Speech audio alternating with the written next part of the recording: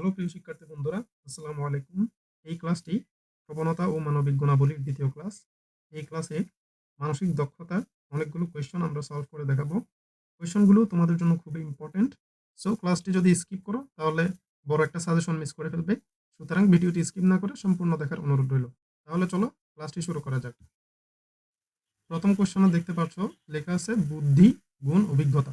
বুদ্ধি দিয়ে অর্জিত অভিজ্ঞতাকে সঠিকভাবে সঠিক জায়গাতে প্রয়োগ করার সামর্থ্য হচ্ছে প্রজ্ঞা।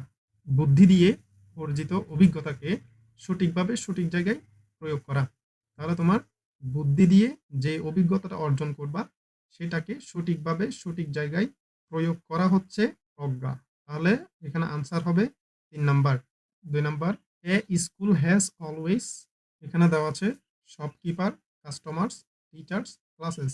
শপকিপার তো হবে না, কাস্টমার্স হবে না, টিচার্স এবং ক্লাসেস। কোনো ক্লাস ছাড়া কিন্তু একটা স্কুল হয়। তোমরা অনেক নাটকেই দেখে থাকবা যে গাছের নিচে বসে পড়ানো হয়। তো গাছের নিচে বসেও স্কুল করা যায় উইদাউট ক্লাসেস, কিন্তু কোনো স্কুল টিচার ছাড়া কল্পনা করা সম্ভব নয়। অবশ্যই একটা স্কুলে সবসময় টিচার থাকা প্রয়োজন। টিচার ছাড়া কোনো স্কুল চলা সম্ভব নয় এবং কোনো স্কুল টিচার ছাড়া কল্পনা করাও সম্ভব নয়। টিচার না থাকলে ওই স্কুলের কোনো ভ্যালু নাই। যদি কোনো টিচারই না থাকে কোনো স্কুলে, তখন সেই স্কুলে শিখাবে কে? তো সেজন্য অবশ্যই একটা স্কুলে অলওয়েজ টিচার থাকতে হবে। ৩ number, my presence to him was like a red break to a bull. এটা একটা idiom. Red break to a bull, এই জিনিসটা একটা ইডিয়ম, যার অর্থ হচ্ছে ক্রোধের উদ্রেক করা, অর্থাৎ রাগান্বিত হওয়া। ক্রোধের উদ্রেক করা, রেড ব্রেক টু এ বুল, এটার অর্থ হচ্ছে রাগের উদ্রেক করা। তাহলে এখানে সঠিক আনসার হবে D. ৪ number, if loyal is coded joyas then prawn is coded S. এখানে আমরা যদি খেয়াল করি তাহলে আমরা দেখতে পাই এল এর এক অক্ষর আগে জে হয় এবং ওয়াই এর এক অক্ষর আগে ডাব্লিউ হবে এবং এল এর আবার এক অক্ষর আগে জে হবে। তাহলে কোয়েশন একটু খেয়াল করো, এল এর এক অক্ষর আগে জে, আবার এল এর এক অক্ষর আগে জে এবং ওয়াই এর এক অক্ষর আগে ডাব্লিউ। কিন্তু এখানে দ্বিতীয় এবং চতুর্থ লেটারের কোনো পরিবর্তন হয় নাই। পরিবর্তন হয়েছে প্রথম, তৃতীয় এবং পঞ্চম লেটারের। তাহলে আমাদের এই দুইটা লেটারকে সেম রাখতে হবে এবং প্রথম, তৃতীয় এবং পঞ্চম লেটারকে পরিবর্তন করতে হবে এই সিকোয়েন্স অনুযায়ী। এই সিকোয়েন্স অনুযায়ী প্রথম, তৃতীয় এবং পঞ্চম লেটারকে পরিবর্তন করতে হবে। তাহলে লয়াল থেকে যদি আমরা জোয়াস পাই তাহলে আমরা প্রন থেকে কি পাবো? তাহলে আমরা যদি এই সিকোয়েন্স মেনটেন করি, এই সিকোয়েন্স অনুযায়ী পি এর একটা লেটার আগে আসে এন, আর এর কোনো পরিবর্তন হবে না এবং এন এর কোনো পরিবর্তন হবে না। আর ও পরিবর্তন হবে। ও এর একটা লেটারের আগে কোন লেটার? সেটা হচ্ছে এম, এবং ই এর একটা লেটারের আগে যে লেটারটি রয়েছে সেটা হচ্ছে সি, এবং আর এন, এই দুইটা লেটার ঠিক থাকবে। দ্বিতীয় এবং চতুর্থ লেটারের কোনো পরিবর্তন আসবে না। তাহলে আমাদের রাইট আনসার হবে N R M N C. D number অপশনে দেওয়া আছে N R M N C, এটা হবে আমাদের right answer. ৫ number, A equal to 1, B equal to 2, C equal to 3, D equal to 4, এভাবে যদি আমরা সংখ্যার অবস্থান অনুযায়ী এই লেটারগুলো চিন্তা করি তাহলে এখানে ই এর অবস্থান হচ্ছে 16, পি ইকুয়াল টু হচ্ছে 16 এবং ৫ নম্বর অবস্থানে যেটা রয়েছে সেটা হচ্ছে ই। ইকুয়াল টু ই এর অবস্থান হচ্ছে ৫ নম্বরে এবং এ এর অবস্থান হচ্ছে ১ নম্বরে, সি এর অবস্থান হচ্ছে ৩ নম্বরে এবং ই এর অবস্থান ৫ নম্বরে। এই যে এই অবস্থান অনুযায়ী আমরা যদি হিসাব করি 16, ৫, ১, ৩, ৫, এই সংখ্যাগুলোর অবস্থানে যে লেটার রয়েছে সেই লেটার দিয়ে পিস ওয়ার্ডটি গঠিত হয়। তাহলে আমরা এখানে যদি এই সংখ্যাটাকে ভাগ করি ১২, ১৫, ২২ এবং ৫, এভাবে যদি আমরা সংখ্যাটাকে ভাগ করে লিখি তাহলে ১২ নম্বর অবস্থানে রয়েছে এল, ১৫ নম্বর অবস্থানে রয়েছে ও, ২২ নম্বর অবস্থানে রয়েছে ভি এবং ৫ নম্বর অবস্থানে রয়েছে ই। তাহলে আমার এই কোড অনুযায়ী সংখ্যাটি দাঁড়াবে এল ও ভিই, লাভ। এখানে আমরা চাইলে ৩টা সংখ্যা নিতে পারবো না, কারণ আমাদের লেটার আছে মাত্র ২৯টি। সেজন্য আমাদের অবশ্যই ২টি করে অঙ্ক নিয়ে প্রত্যেকটা সংখ্যা নিতে হবে। একটা সংখ্যাতে ২ এর অধিক অঙ্ক থাকা যাবে না। তো সেই অনুযায়ী যদি আমরা এই সংখ্যাটাকে ২ অঙ্কের এবং ১ অঙ্কের সংখ্যায় ভাগ করি তাহলে আমরা এই কোড থেকে এই ওয়ার্ডটি পাই। তাহলে 5 নংয়ের আনসার হবে B number option love. 6 number, if BC stands for 6 and CD stands for 12 then DE stands for what? তো এখানেও অ্যালফাবেটের অবস্থানগত মান দিয়ে 6 এবং 12 হিসেব করা হয়েছে। আমরা যদি বি এবং সি অ্যালফাবেটের অবস্থানগত মান দেখি, তাহলে বি এর মান হচ্ছে 2 এবং সি এর মান হচ্ছে 3, এবং বি আর সি গুণ করলে কত হয়? 6। তাহলে বি এবং সি এর অবস্থানগত মান গুণ করলে আসে 6, এবং সি এর অবস্থান হচ্ছে 3 এবং ডি এর অবস্থানগত মান হচ্ছে 4। সো 3 এবং 4 গুণ করলে আসে 12। তাহলে এখানে দেখা যাচ্ছে আমরা যখন এই দুইটা অ্যালফাবেটের অবস্থানগত মান গুণ করব, তখন আমরা এই ফলাফলটা পাবো। ঠিক সেম ভাবে ডি এবং ই এর অবস্থানগত মান যদি আমরা গুণ করে দেই, তাহলে আমাদের কাঙ্ক্ষিত ফলাফল পেয়ে যাব। ডি এর অবস্থানগত মান হচ্ছে 4 এবং ই এর অবস্থানগত মান হচ্ছে 5। 4 আর 5 এ গুণ করলে কত হয়? 4 5 20। তাহলে আমাদের রাইট আনসার হবে সি নাম্বার অপশন। 7 নাম্বার, যদি বিএমই ইকুয়াল টু ডগ হয় তবে এমএলসি ইকুয়াল টু হোয়াট? এখানে আমরা যদি খেয়াল করি, তাহলে বি এর একটি লেটার পর ডি আসে, এম এর এক লেটার পর ও আসে, ই এর একটি লেটার পর জি আসে। তো এখানে খেয়াল করলে দেখা যাবে বি এবং ডি এর মাঝখানে একটি লেটার বাদ পড়ে, এম এবং ও এর মাঝখানে একটা লেটার বাদ পড়ে, ই এবং জি এর মাঝখানেও একটা লেটার বাদ পড়ে। তো আমরা যদি এই সিকোয়েন্স মেইনটেইন করে এই আনসারটা খুঁজি, তাহলে আমাদের অবশ্যই জিনিসটা সহজ হয়ে যাবে। এখানে আমরা যদি খেয়াল করি, এম এর একটা লেটার পর আসে ও, এল এর একটা লেটার পর আসে এন, এবং সি এর এক লেটার পর আসে ই। তাহলে আমরা এখানে খুব সহজে আনসারটা পেয়ে যাচ্ছি, সেটা হচ্ছে 1, যেটা এ নাম্বার অপশনে দেওয়া আছে। সো সঠিক আনসার হবে ও এন ই 1। এখানের 8 নাম্বার কোয়েশ্চনটা রক্তের সম্পর্ক যাচাইকরণ টপিক থেকে দেওয়া হয়েছে। কোয়েশ্চনে বলা আছে ঘ এর মাতা গ, ঘ গ এর কন্যা নয়, অতএব ঘ ও গ এর মধ্যকার সম্পর্ক কি? এখন এই কোয়েশ্চনটা সলভ করার জন্য এখানে দুইটা শর্ত দেওয়া আছে। আমরা যদি প্রথম শর্ততে দেখি, তাহলে ঘ এর মাতা হচ্ছে গ, গ হচ্ছে ঘ এর মাতা, অর্থাৎ ঘ হচ্ছে গ এর সন্তান। এখন ঘ যদি গ এর সন্তান হয়, সন্তান অবশ্যই হয়তো ছেলে হবে, না হয় মেয়ে হবে। এই দুইটা থেকে যে কোনো একটাই হবে, ছেলে অথবা মেয়ে। এখন এখানে দ্বিতীয় শর্তে বলা হয়েছে ঘ গ এর কন্যা নয়, অর্থাৎ ঘ কিন্তু গ এর সন্তান, কিন্তু সে কি নয়? কন্যা নয়। দ্বিতীয় শর্তটা ভালো করে খেয়াল করো। দ্বিতীয় শর্তে বলা আছে ঘ কিন্তু গ এর কন্যা নয়। তাহলে সে যদি কন্যা না হয়, তাহলে অবশ্যই কি হবে? ছেলে হবে। খুব সহজ আনসার। তাহলে ঘ হবে গ এর ছেলে। রাইট অপশন হবে ক নাম্বার অপশন। 9 নাম্বার কোয়েশ্চনও রক্তের সম্পর্ক যাচাইকরণ টপিক থেকে দেওয়া হয়েছে। এখানে বলা হয়েছে আপনার কাকার একমাত্র বড় ভাইয়ের মেয়ের ছোট ভাই আপনার কি? এখানে এই আপনিটাকে যদি আমি ধরে নেই, মানে এই আপনিকে যদি, এই আপনার জায়গায় যদি আমি নিজেকে বসাই, তাহলে আমি লিখতে পারি যে আমার কাকার একমাত্র বড় ভাই। এখানে দেখো ভালো করে খেয়াল করো, এখানে বলছে একমাত্র বড় ভাই, একমাত্র বড় ভাই, তার মানে আমার কাকারা আসলে দুই ভাই। কয় ভাই? দুই ভাই। তার আর কোনো ভাই নেই দেখে এখানে বলা হয়েছে একমাত্র। তাহলে তার একমাত্র বড় ভাই আছে, এবং আমার কাকা হচ্ছে ছোট, এবং তার যে ভাইটা আছে সেটা হচ্ছে একমাত্র বড় ভাই। তাহলে আমার কাকার একমাত্র বড় ভাই আমার কি হবে? অবশ্যই, আর যেহেতু কোনো ভাই নাই, সেহেতু ওই বড় ভাইটাই হবে আমার পিতা, আমার পিতা। এখন আমার পিতার মেয়ে, আমার পিতার মেয়ে আমার কি হবে? আমার পিতার মেয়ে হবে আমার বোন, তাই তো? আমার পিতার মেয়ে তো অবশ্যই আমার বোনই হবে। এবং আমার বোনের ছোট ভাই কি হবে? আমার বোনের ছোট ভাই আমার কি হবে? আমারও ভাই হবে। আমার বোনের ছোট ভাই আমারও, আমার বোনের ছোট ভাই অবশ্যই আমারও তো ভাই হবে, তাই না? তাহলে একমাত্র বড় ভাইয়ের মেয়ের ছোট ভাই হবে আমার ভাই। এখানে রাইট অপশন হবে ভাই। 10 নাম্বার, ক খয়ের তুলনায় খাটু কিন্তু গয়ের চেয়ে লম্বা, ঘ কয়ের তুলনায় খাটু কিন্তু গয়ের চেয়ে লম্বা, ঙ খয়ের তুলনায় খাটু কিন্তু কয়ের চেয়ে লম্বা। এখানে 3টা শর্ত দিয়েছে। 3টা শর্ত দেওয়ার পর এখানে বলছে যে উচ্চতার দিক থেকে মাঝারিকে, আমাদেরকে মিডিয়াম সাইজের কি সেটা বের করতে হবে। তো এখানে দেওয়া আছে 3টা শর্ত। প্রথম শর্ত হচ্ছে এটা, দ্বিতীয় নম্বর শর্ত এটা, এবং তৃতীয় নম্বর শর্ত হচ্ছে এটা। তাহলে ক যদি খ এর তুলনায় খাটো হয়, তাহলে শর্ত মতে খ লেস দেন হবে ক, এবং এই ক কিন্তু আবার গ এর চেয়ে লম্বা, কার চেয়ে? গ এর চেয়ে লম্বা। তাহলে এখানে আবার লেখা যায় গ গ্রেটার দেন ক, অর্থাৎ ক কিন্তু গ এর চেয়ে লম্বা কিন্তু খ এর থেকে কি খাটো। এবং দ্বিতীয় শর্ত মতো আমরা পাই ঘ ক এর তুলনায় খাটো, ঘ ক এর তুলনায় খাটো কিন্তু গ এর চেয়ে লম্বা। এখানে ঘ ক এর তুলনায় খাটো, তাহলে দ্বিতীয় শর্তে লেখা যায় ঘ লেস দেন ক, অর্থাৎ ঘ কিন্তু ক এর তুলনায় খাটো, ক লম্বা। আবার এই ঘ কিন্তু গ এর চেয়ে লম্বা, কার চেয়ে? গ এর চেয়ে লম্বা।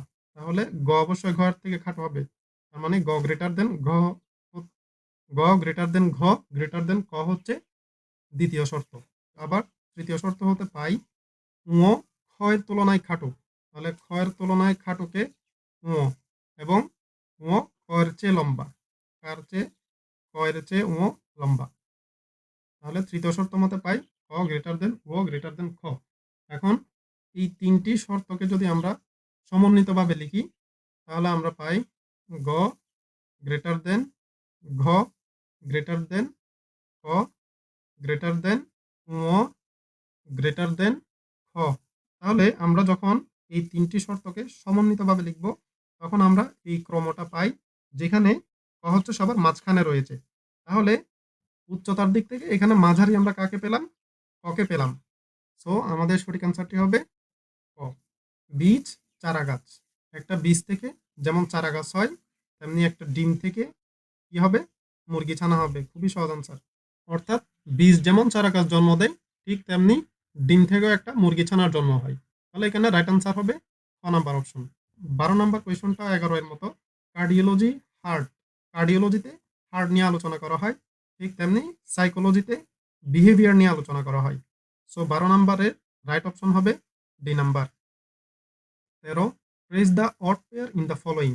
অপশন এতে আছে হসপিটাল অ্যান্ড পেশেন্ট, হসপিটালে পেশেন্ট থাকে, হসপিটালে থাকে পেশেন্ট, ঠিক আছে। নেস্ট অ্যান্ড বার্ডস, পাখির বাসায় পাখি থাকে, এটাও ঠিক আছে। প্রিজন অ্যান্ড কালপ্রিট, প্রিজনের মধ্যে কালপ্রিট থাকে, এটাও ঠিক আছে। কিন্তু টিচার এবং যে স্টুডেন্টের মধ্যে সম্পর্ক সেটা কিন্তু থাকার সম্পর্ক নয়, টিচার স্টুডেন্ট থাকে এরকম তো হবে না। বাকি তিনটা অপশন হচ্ছে তোমার বস্তু এবং প্রাণীর মধ্যে সম্পর্ক, বাট বি নাম্বার অপশনটা একটু অড। এখানে টিচার এবং স্টুডেন্ট দুইটাই প্রাণী, অর্থাৎ দুইজনই মানুষ। সো এখানে দুইজনের মধ্যে হচ্ছে প্রাণীগত সম্পর্ক, বস্তু এবং প্রাণীগত সম্পর্ক নয়। সো সেহেতু স্টুডেন্ট তো টিচারের মধ্যে থাকে না। কিন্তু বাকি তিনটা অপশনে দেখো, পেশেন্ট থাকে হসপিটালে, বার্ডস থাকে নেস্টে, কালপ্রিট থাকে প্রিজনে, কিন্তু স্টুডেন্ট তো টিচারের মধ্যে থাকে না। সো সেজন্য আমরা এখানে অড পেয়ার হিসেবে ধরে নিতে পারি B number option. So right option হবে টিচার অ্যান্ড স্টুডেন্ট। 14 নাম্বার ব্যতিক্রম সংখ্যা কোনটি? এখানে ভালো করে খেয়াল করলে দেখবা সি নাম্বার অপশনে আছে 9, এই 9 সংখ্যাটা ব্যতীত, এই 9 সংখ্যাটা ব্যতীত বাকিগুলো হচ্ছে মৌলিক সংখ্যা। কি সংখ্যা? মৌলিক সংখ্যা। যেহেতু তিনটাই মৌলিক সংখ্যা এবং সি অপশনের 9 হচ্ছে অমৌলিক সংখ্যা, সেহেতু সি নাম্বার অপশনের 9 একটি ব্যতিক্রম সংখ্যা এখানে। সেহেতু 4টি অপশনের মধ্যে সি অপশনই হচ্ছে ব্যতিক্রমী সংখ্যা। সো এখানে আনসার হবে অপশন সি। 15 নিচের কোন এলোমেলো শব্দকে সাজালে মানবদেহের অঙ্গ হয়?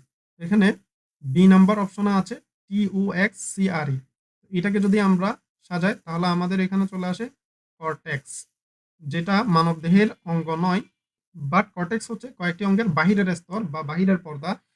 তো সেক্ষেত্রে এখানে বাকি তিনটি অপশনের যে এলোমেলো শব্দ আছে সেই শব্দগুলো দিয়ে, সেই শব্দগুলোকে আমরা সাজালে মানবদেহের কোনো অঙ্গ বা মানবদেহ রিলেটেড কোনো কিছুর নাম আসে না। তো সেহেতু এখানে জাস্ট বি নাম্বার অপশনের এই এলোমেলো শব্দটা দিয়ে আমরা যদি সাজাই তাহলে আমরা একটা সুন্দর নাম পাই, যেটা নাম হচ্ছে কর্টেক্স। এবং কর্টেক্স এটা মানবদেহের কোনো অঙ্গ না হলেও কর্টেক্স হচ্ছে মানবদেহের বিভিন্ন অঙ্গের বাহিরের স্তর। সো এখানে মোস্ট অ্যাপ্রোপ্রিয়েট আনসার হবে option B. Rearrange the jumble word which will be the last letter. অর্থাৎ এখানে এলোমেলোভাবে আমাকে অনেকগুলা লেটার দেওয়া আছে, একটা শব্দের লেটারগুলোকে এলোমেলোভাবে করে দেওয়া হয়েছে। এই লেটারগুলোকে আমাকে সুন্দর করে সাজিয়ে ওয়ার্ডটি গঠন করতে হবে। এখানে যে এলোমেলোভাবে লেটারগুলো দেওয়া আছে, এই লেটারগুলো যদি আমরা সুন্দর করে সাজাই, সুন্দর করে সাজিয়ে আমরা যে ওয়ার্ডটা পাবো সেটা হচ্ছে কোপেন হ্যাগেন।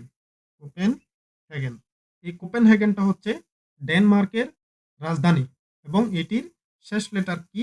শেষ লেটার হচ্ছে এন, যেটা আমাদের কোয়েশনে চাইছে which will be the last letter. তো আমাদের লাস্ট লেটারটা হচ্ছে এন। তো আমরা এটাকে একটু রসিকতার মাধ্যমে মনে রাখতে পারি। এখানে যদি আমি সি, ওপেন এবং হ্যাগেন এই ৩টা ওয়ার্ডকে আলাদা করি, তাহলে আমরা এখানে একটা জোকস বানায় ফেলতে পারবো। যেমন ইন্ডিয়ার কোনো দাদা যখন খোলা মাঠে বসে পটি করবে, তখন অন্য দেশের লোক তাকে দেখে কি বলবে? অবশ্যই বলবে, ছি, ওপেন হাগেন। আলটিমেটলি জিনিসটা কি হবে? ছি, ওপেন হাগেন। তো এটা অবশ্য আমি ইন্ডিয়ার সকল দাদাদেরকে ডেডিকেট করে রসিকতাটা করলাম। তো কেউ সিরিয়াসলি নিও না। জাস্ট এই জিনিসটার মাধ্যমে ওয়ার্ডটা তোমরা ভালো করে মনে রাখতে পারবা যে ওপেন হাগেন অর্থাৎ ওপেন হ্যাগেন। তো এখানে ওপেন হ্যাগেনের লাস্ট অক্ষর যেটা সেটা হচ্ছে এন। রাইট অপশন হবে ডি নম্বর অপশন।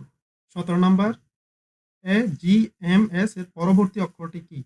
এখানে যদি আমরা ভালো করে লক্ষ্য করে দেখি, এর ৫টা অ্যালফাবেট পর আসে জি, জি এর ৫ অ্যালফাবেট পর আসে এম এবং এম এর ৫টি অ্যালফাবেট পর আসে এস। অর্থাৎ এরপর ৫টি অ্যালফাবেট হচ্ছে বি, সি, ডি, ই, এফ। এই ৫টি অ্যালফাবেটের পর আসবে জি এবং জি এর পর ৫টি অ্যালফাবেট হচ্ছে এইচ, আই, জে, কে, এল। এই ৫টি অ্যালফাবেট পর কি আসে? এম। ঠিক সেম ভাবে এম এর ৫টি অ্যালফাবেট পরে আসবে এস।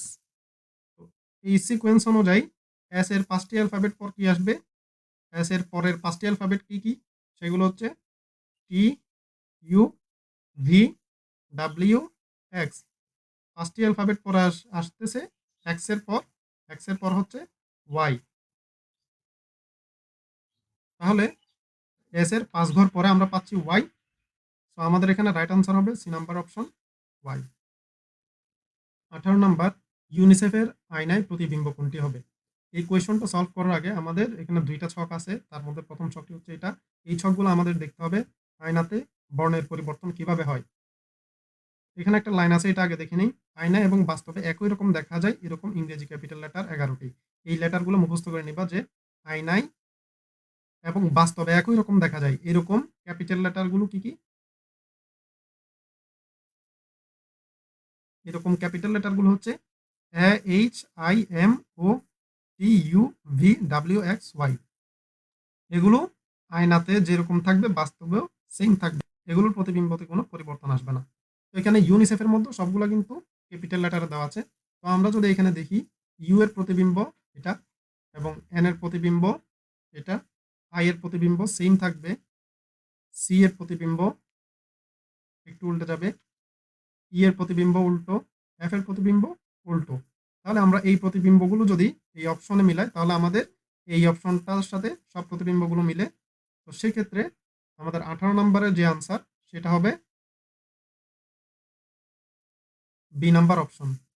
এই ছকে সকল ক্যাপিটাল লেটারের আয়নার বিম্ব দেওয়া আছে এবং এই যে দ্বিতীয় নাম্বার ছক এটা, এখানে সকল স্মল লেটারগুলো বিম্বগুলো দেওয়া আছে এবং এই যে এখানে লাস্টের লাইনটা পড়বা, খুব ইম্পর্টেন্ট। এটা মুখস্থ করে ফেলবা যে ৬টি স্মল লেটার যেগুলোর কোনো প্রতিবিম্ব পরিবর্তন হয় না। তাহলে আমরা কি শিখলাম? ক্যাপিটাল লেটারের ক্ষেত্রে ১১টি লেটারের প্রতিবিম্ব পরিবর্তন হয় না। ঠিক তেমনি স্মল লেটারের মধ্যে এই ৬টি লেটারের প্রতিবিম্ব কি হবে না? পরিবর্তন হবে না। ১৯ নম্বর, ৪টা ১৫ মিনিটের সময় ঘন্টার কাঁটা ও মিনিটের কাঁটার মধ্যে কত ডিগ্রি কোণ উৎপন্ন করে? আমি এখানে একটা ঘড়ির ছবি রেখেছি, যে ছবির মধ্যে ৪টা ১৫ বাজতেছে, ৪টা বেজে ১৫ মিনিট। তো এখন এই যে ঘন্টা এবং মিনিটের কাঁটার মধ্যে কত ডিগ্রি কোণ রয়েছে সেটা আমাদের বের করা লাগবে। তো এই ক্ষেত্রে আমরা একটা সূত্র ইউজ করতে পারি। সেই সূত্রটা হচ্ছে ১১ গুণ মিনিট মাইনাস ৬০ গুণ ঘন্টা ডিভাইডেড বাই ২ ডিগ্রি। এই সূত্রটা ইউজ করে আমরা খুব সহজেই ডিগ্রির মানটা বের করে ফেলতে পারবো। তো এখানে ১১ ইন্টু মিনিট, এখানে কয় মিনিট আছে? এখানে আছে ১৫ মিনিট। তাহলে ১১-র সাথে গুণ হবে ১৫ বিয়োগ ৬০ ইন্টু ঘন্টা, এখানে কয় ঘন্টা আছে? ৪। তাহলে এখানে ৬০-এর সাথে গুণ হবে ৪ ডিভাইডেড বাই 2 ডিগ্রি। এই হিসেবটা ক্যালকুলেটরে করলে আসবে ৩৭.৫ ডিগ্রি। এখানে মডুলাস ইউজ করা হয়েছে যেন ভিতরে নেগেটিভ মান থাকলে সেটা অটোমেটিকলি পজিটিভ হয়ে যায়। আমাদের রাইট আনসার হবে ৩৭.৫ ডিগ্রি, ডি নাম্বার অপশনটা। ২০ নাম্বার, একটি দেয়াল ঘড়িতে যখন 9:30 বাজে তখন যদি মিনিটের কাঁটাটি পূর্ব দিকে থাকে তবে ঘন্টার কাঁটাটি কোন দিকে থাকবে? এখানে আমি যে ছবি রেখেছি এটাতে ঠিক 9:30 বাজতেছে। তো এখন ইকুয়েশনের শর্ত অনুযায়ী মিনিটের কাঁটাটি পূর্ব দিকে আছে। কোন দিকে? মিনিটের কাঁটাটি আছে পূর্ব দিকে। তো মিনিটের কাঁটাটি যদি পূর্ব দিকে থাকে, এই সাইডটা যদি ইস্ট হয় তাহলে তার বিপরীত পাশে অবশ্যই পশ্চিম বা ওয়েস্ট হবে। এবং আমরা জানি পশ্চিম দিকের ডান দিকে হচ্ছে উত্তর, অর্থাৎ নর্থ। এদিকে হবে নর্থ এবং বাম দিকে হচ্ছে সাউথ বা দক্ষিণ। তো ওয়েস্টের অথবা পশ্চিম দিকের ডান দিকে হবে নর্থ বা উত্তর এবং বাম দিকে হবে সাউথ বা দক্ষিণ। তাহলে ঘড়ির কাঁটাটা অবশ্যই এই যে এই কোণটা পার করছে, অর্থাৎ এটা হচ্ছে সাউথ এবং ইস্টের কর্নার। এই কর্নারটা সাউথ এবং ইস্টের কর্নার এবং এই যে এই কর্নারটা সাউথ এবং ওয়েস্টের কর্নার, অর্থাৎ দক্ষিণ পশ্চিম যেটাকে আমরা বলি, এই কর্নারটা দক্ষিণ পশ্চিমের কর্নার। তাহলে যেহেতু কাঁটাটা দক্ষিণ পশ্চিমের মধ্যে আছে, তো আমাদের রাইট আনসার হবে অপশন ডি, দক্ষিণ পশ্চিম। 21 নম্বর, নিচের চিত্রের কোনটি অন্যগুলো থেকে আলাদা? তোমরা যদি এখানে ভালো করে খেয়াল করো তাহলে দেখবা এ লেটারের মধ্যে 3টা দাগ রয়েছে, 1 2 3। আবার ই লেটারের মধ্যে কিন্তু 4টি দাগ, 1 2 3 4। আর জেড এর মধ্যে 3টি দাগ, 1 2 3। আর এন এর মধ্যেও কিন্তু 3টি দাগ, 1 2 3। এখন এখানে খেয়াল করো, এখানে কিন্তু এ তে 3টা দাগ, জেড এ 3টা দাগ এবং এন এ 3টা দাগ। কিন্তু এখানে ব্যতিক্রম কোনটা? ই। ই তে হচ্ছে 4টি দাগ। তাহলে আমরা এই চিত্রতে এই 3টা থেকে আলাদা পাইছি কারে? 2 নাম্বার লেটারটাকে। তো এখানে রাইট আনসার হবে অপশন বি, 2। 22 নম্বর, এ ও বি দুটি বিজোড় সংখ্যা, নিচের কোন সংখ্যাটি জোড়? এখন অপশন এতে যদি আমরা খেয়াল করি তাহলে এখানে এ এবং বি দুইটাই কিন্তু বেজোড় সংখ্যা। তো আমরা যখন দুইটা বেজোড় সংখ্যা গুণ করব, যেমন 3 গুণ 3 সমান আমরা পাই 9, যেই ফলাফলটা আসতেছে একটা বেজোড় সংখ্যা, সো এটা জোড় সংখ্যা না, অপশন এ হবে না। এখন অপশন বি তে খেয়াল করি, বি প্লাস 2a প্লাস 2। এখানে আমরা বি এবং এর মান যদি 3 এবং 1 ধরে নেই তাহলে আমরা এখানে বি অপশন অনুযায়ী আমরা পাই 3 যোগ 2 যোগ 2। আমাদের এখানে যোগফল আসবে 7, যে ফলাফলটাও কিন্তু জোড় সংখ্যা নয়। এবং সি নাম্বার অপশন অনুযায়ী যদি আমরা দেখি, এ এর মান যদি আমরা এখানে 3 ধরি এবং বি এর মান যদি 1 ধরি তাহলে এখানে পাবো 3 যোগ 1 যোগ 1, যেটার ফলাফল হচ্ছে 5। এই 5ও কিন্তু জোড় সংখ্যা নয়, তার মানে বিও হবে না, সিও হবে না। তো সর্বশেষ ডি নাম্বার অপশন যদি আমরা দেখি, 2 ইন্টু এ এর মান যদি 3 হয় এবং বি এর মান যদি 1 হয় তাহলে আমরা ফলাফলটা কি পাই? 3 দুগুণে 6 যোগ 4 একে 4, ফলাফলটা পাচ্ছি 10, যেটা হচ্ছে একটা জোড় সংখ্যা। তাহলে এখানে অপশন ডি হবে রাইট আনসার, অর্থাৎ এটার যে ফলাফল আসবে সেটা হবে জোড় সংখ্যা। 23 নাম্বার, নিচের সংখ্যা সিরিজের প্রশ্নবোধক চিহ্নের স্থানে কোন সংখ্যাটি বসবে? এই প্রশ্নবোধকের স্থানে কোন সংখ্যাটি বসবে? এখানে আছে 3 5 9 11 15 17 21। এখন এখানে যদি আমরা ভালো করে খেয়াল করি তাহলে এখানে আমরা একটা সিকোয়েন্স খুঁজে পাই, সেই সিকোয়েন্সটা হচ্ছে 3 এর পর 5। 3 এবং 5 এর মধ্যে পার্থক্য কত? 2।